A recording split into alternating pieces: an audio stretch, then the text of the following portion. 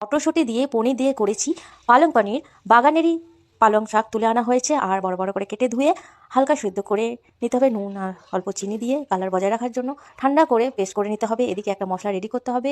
Mixer grinder একটা পেঁয়াজ, অল্প আদা আর রসুন আন্দাজ মতো, আর একটা বড় সাইজের টমেটো, দুটো কাঁচা লঙ্কা, একটুখানি গরম মশলা, গোটা গরম মশলা আর অল্প মৌরি দিয়ে পেস্ট করে রেডি করতে হবে। এদিকে কড়াইয়ে সর্ষের তেল গরম করে শুকনো লঙ্কা, তেজপাতা, জিরে আর গোটা গরম মশলা ফোড়ন দিতে পারে।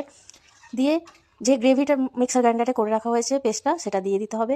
দিয়ে ভালো করে কষাতে হবে। এখানে হলুদ, লঙ্কা গুঁড়ো, জিরে গুঁড়ো, ধনে গুঁড়ো দিয়ে ভালো করে কষিয়ে নিতে হবে। একটু নুন চিনি আন্দাজ মতো দিয়ে কষানোর পর যেই পালংয়ের পেস্টটা করা হয়েছে পালংয়ের পেস্টটা দিতে হবে।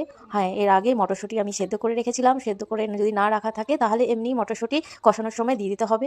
ভালো করে কষিয়ে নেওয়ার পর পালংয়ের পেস্টের সাথে লাস্টে কাটা পনিরগুলো দিতে হবে আর ধনেপাতা আর বাটার দিয়ে গার্নিশ করতে হবে।